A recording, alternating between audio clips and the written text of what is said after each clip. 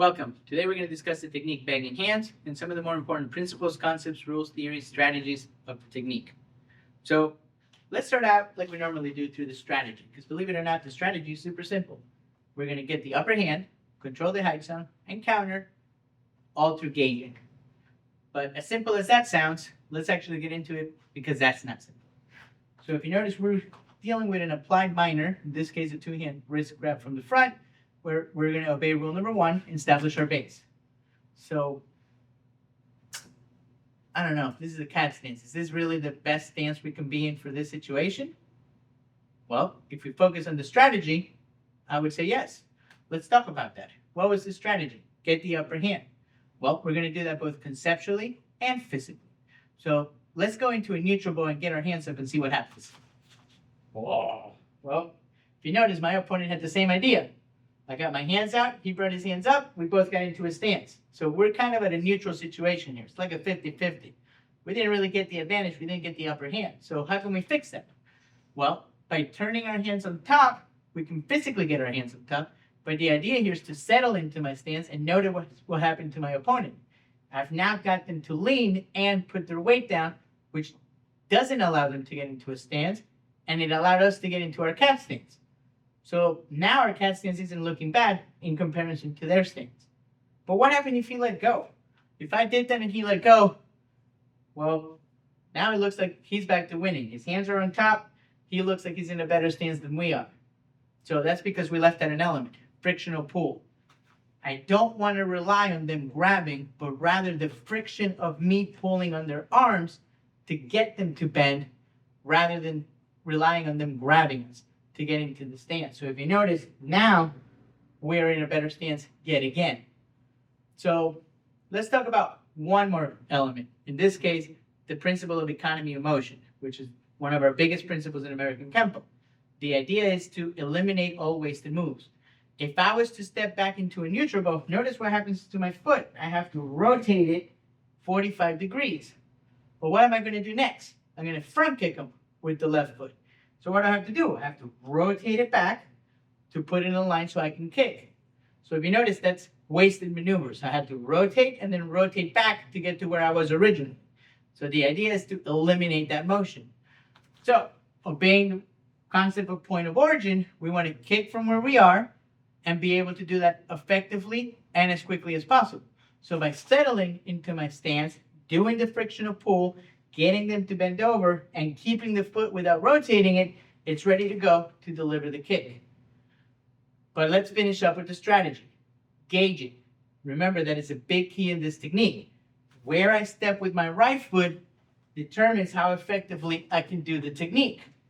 So do we take a really short step? Do we take medium step, long step? Well, this all depends on you and your consideration, the environment. Whatever is in, on, or around me. If my opponent is really, really tall, and I stepped back, I might not be able to reach him based on our distance. So I might have to take a short step so that I can get him. So remember that you are reading the situation. So let's move on from this now that we talked about the first maneuver and why it's okay to get into that cat stance. So once we're here, we're now going to obey the open-ended triangle. And again, from point of origin, going as quickly as we can, to continue to control the height zone. So once I kick, again, we're going back to gauging. Do I land in the front? Do I land back? Well, yes. Again, depending on where you're reading and where you feel you need to be so that you can effectively kick the opponent with the other leg. But this is going to bring in a couple other concepts. A rule, never kick a standing man above the waist. Well, if you notice, my opponent is still standing. He's on both feet. But what's different? We got him to lean forward. So even though we are kicking above the waist, we're not actually kicking above the waist. So if you notice, his target is now waist level.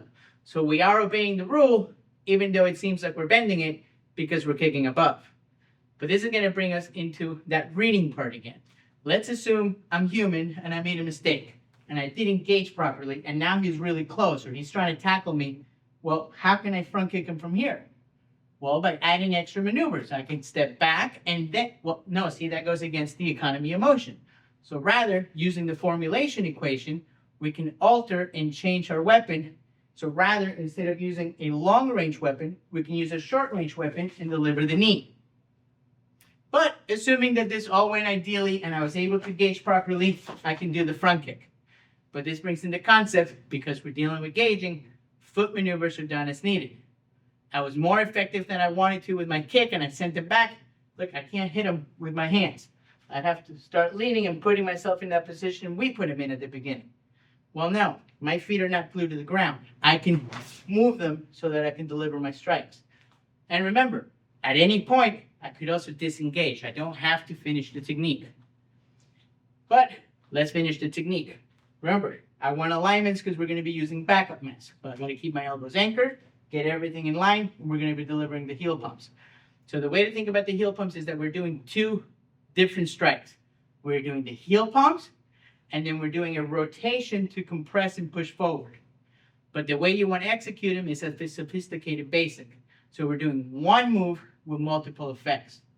But this is going to bring in the concept of variations.